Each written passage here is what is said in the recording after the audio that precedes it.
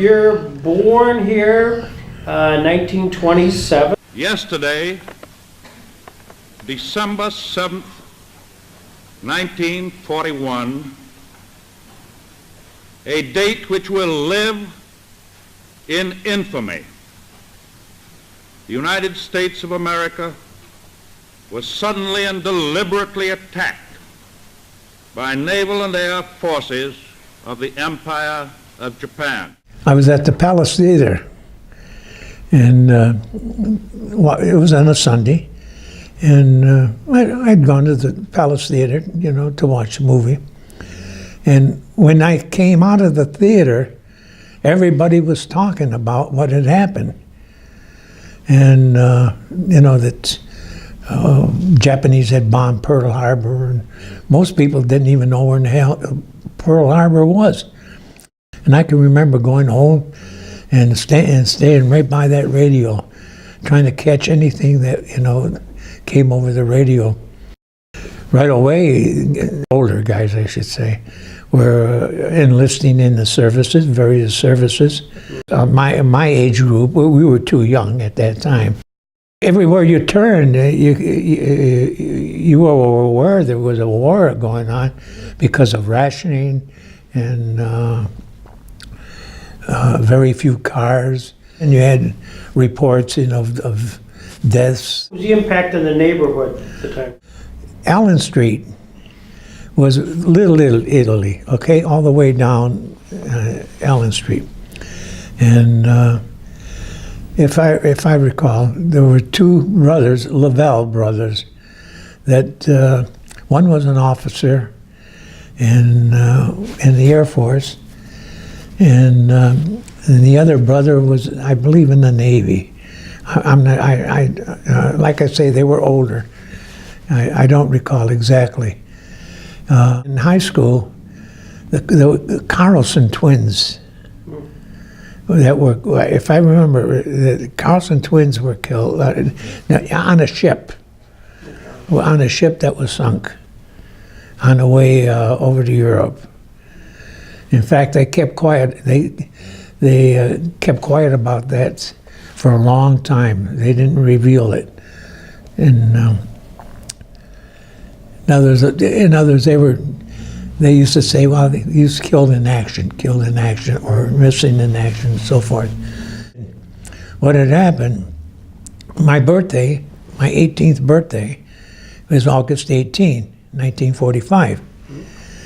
And what was happening in high school, in my class, the class of 45, the guys, as soon as they got to be 18, or their parents signed at 17, they were going into service. They were quitting high school and going into service. Now, like I say, my birthday was August 18, and my father wouldn't sign. In the month of December, December 44, I asked my father, I wanted to quit school and go into service. And my father says, no, he says, you graduate from high school and I'll sign anything. He didn't want me to die, okay? Yeah. So what happened, come June 1st of 45, Greg, there's only 35 of us left, seniors, in high school. 35, that's all the guys left in our class. And the recruiter came and got us all together in school there and says, look, fellas, you guys are going to graduate, and we're going to, and they were getting ready for the invasion of Japan. And he says, I want to take you all to Buffalo for your physicals. And he says, I guarantee you that you won't be taken until you graduate, after you graduate. So he took the 35 of us to Buffalo. We took our physicals, we all passed, and we all decided which service we wanted to go in. And then I went on active duty the 15th of July. I went into boot camp, and then the war ended within a month while we were in boot camp. So where did you go to boot camp? Great Lake? Samson. Samson. Oh yeah. And Seneca Lake. Yeah. Seneca Lake, yeah. If I remember right, there was at least 5 units. 5 units. And each unit had about, I'd say about 1,000 recruits. They were preparing for the invasion of Japan, okay? And what was happening, the kamikazes were coming in. The Japanese had 5,000 kamikaze planes they put against the American fleet at Okinawa. And they sunk 30 ships, and 6,000 sailors died. And up till that time, there was no such thing as a firefighting aboard ships program, because they never had that kind of problem, see, until the Japanese start coming in and dive bombing the ships. So everybody in Samson is being trained for firefighting, because now they're planning, the next step is mainland Japan. And they figure the Japanese are going to really come at us. Everybody's going to come to them, on land, on sea, and air, and so forth. So, I mean, we were scared, and I'm not kidding you. When my father refused to sign for me, it was in December of '44. I didn't speak to my father for a month because I was mad at him. Well, all my buddies were all going into service, and my father wouldn't sign for me, and I couldn't go with him. And but then when I got in boot camp, boy, I said, boy, my father was smart. My father got real smart. After Samson, they sent me down to the Armed Guard Center in Brooklyn. Okay. And that was a spot where they sent you, where you waited for your ship and so forth. I was supposed to wait for a ship as an armed guard. You know, they had these ships, passenger ships and freighter. While I was there, I met Roland Swanson. Sure. He was there. He had come back, and he was waiting to get discharged. Like I say, I'm waiting for a ship. You have a job. They give you a job to do, you know, here. And my job was, I called it the bugaboo. Going around with a spray in the barracks. While I'm in the Armed Guard Center, I'm coming home every 2 weeks. Nobody but really starting to believe that they're all happy to see me at first. Sure. But then every 2 weeks I'm coming home. and one father, Jim Fredericks, his son went in the Navy about the same time, and his son was in the Pacific. I'm in the Atlantic, okay, or on the Atlantic side. Now I'm coming home every 2 weeks, and first he's happy to see me. Oh, Angelo. Then 2 weeks later, I'm back home. Oh, gee, he says, that's nice to see you again. But too bad about Big Boy. He's out there in the Pacific. Then next time I come home, you know, you're taking away, because of you, my kid can't come home because you're coming home. I said, Jim, that has nothing to do with, with me. Or I said, even if he got a week off, he couldn't come home, from the Pacific at that time. And actually, I used to have to hide out when I see him, because he blamed me for. Yeah, you were taking his spot. Yeah. Oh my gosh. Well, there's a lot of crazy little things like. When I was at the Armed Guard Center, Mr. and Mrs. Clemens that originally opened up the Boys Club here in Jamestown. After they were here 5 years, they left and took over the Flatbush Boys Club. And every so often I would go over and stay the weekend over at their place. After I re-enlisted, then they sent me down to Miami. And I waited there 2 weeks. And then they flew me down to Guantanamo Bay. And the temperature's 100 and some degrees. The next day, the ship takes off. Now, this is February. Yeah. And takes off for Portland, Maine. Sub-zero weather up there.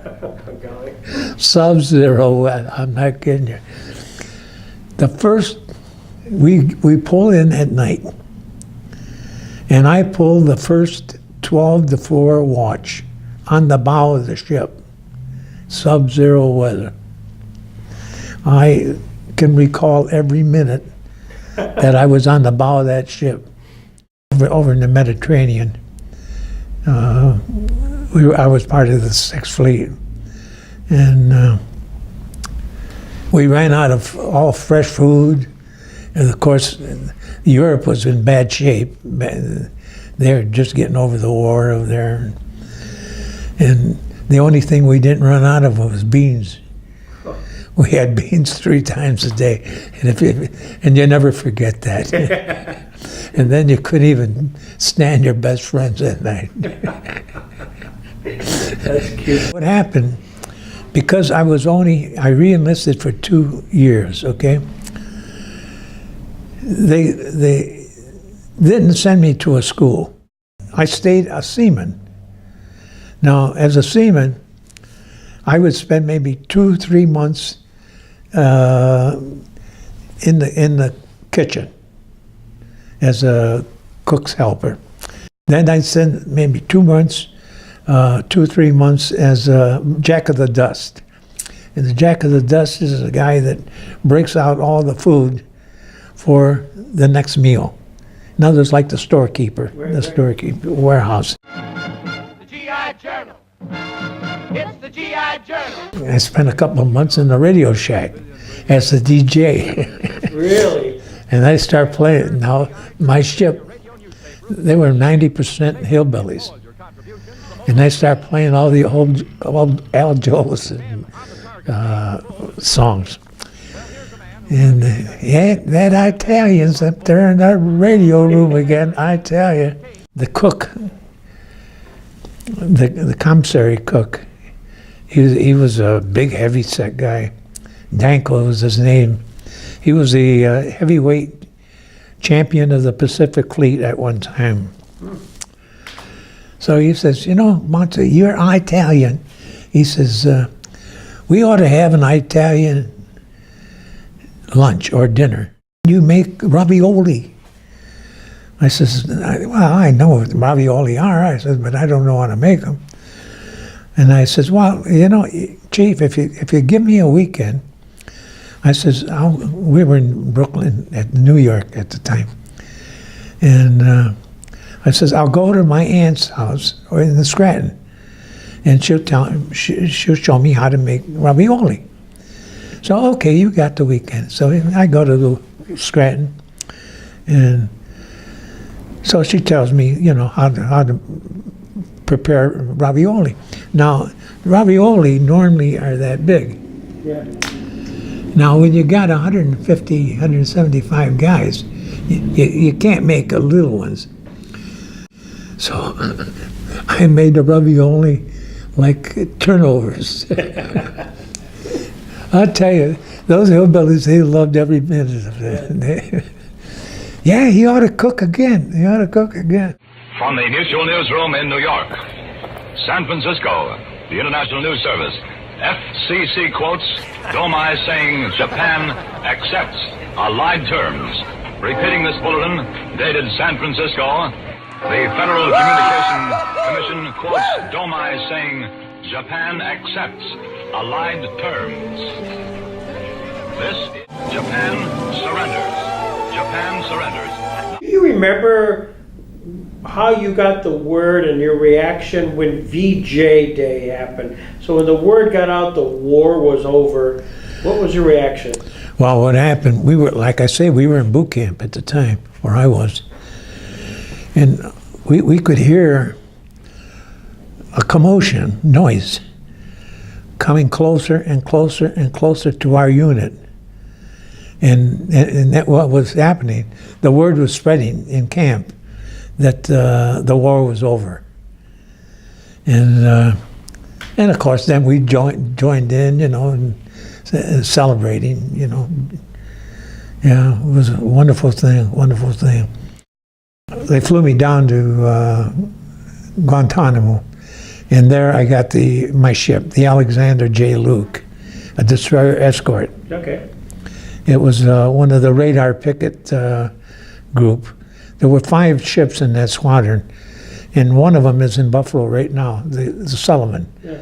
That's one of our squadron. May of '47. Now the Navy had been downsizing, okay, after the war.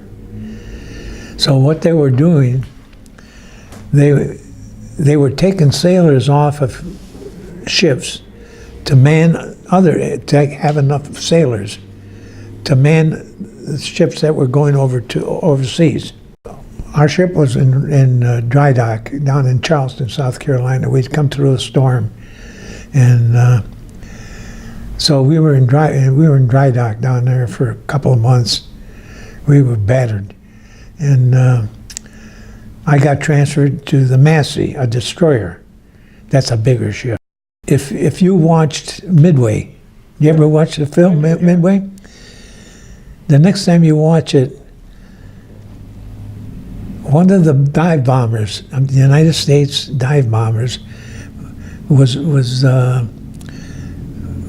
operated and led by Commander Massey. We went over to the Mediterranean, and there we went from Naples,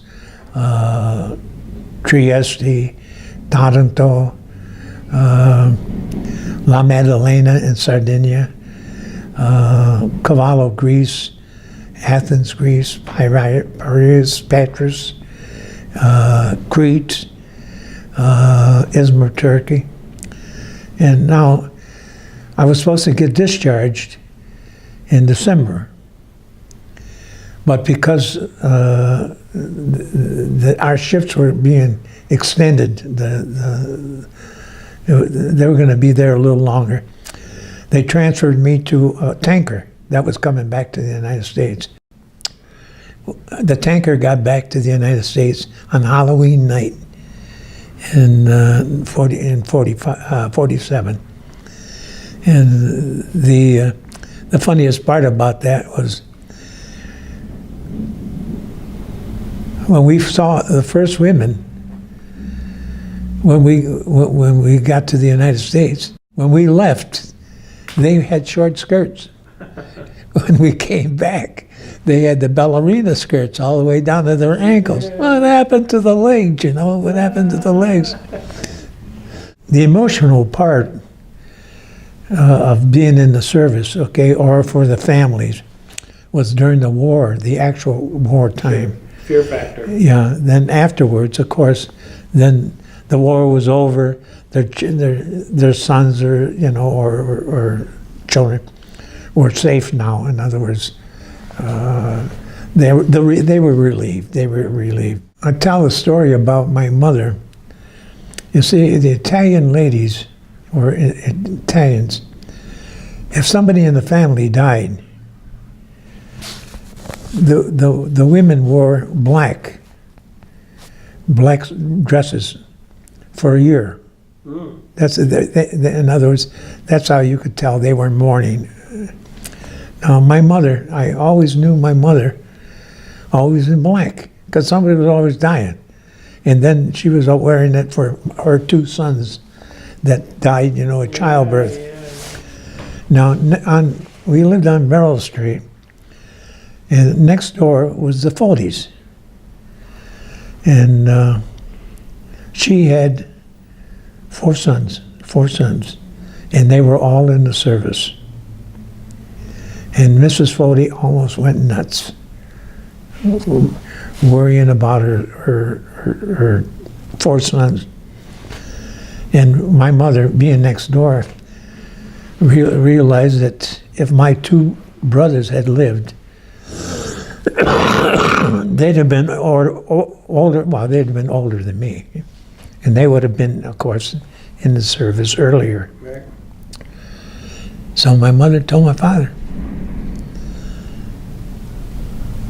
I would have gone through that if my boys had lived.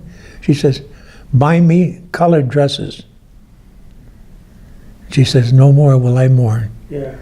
And after that, she always wore colored dresses. Oh, yeah. Yeah. I says, you know, Doc, I says, a fortune teller told me I would go at the age of 109. Caught in the act by a jealous husband. He says, I think you're going to make it.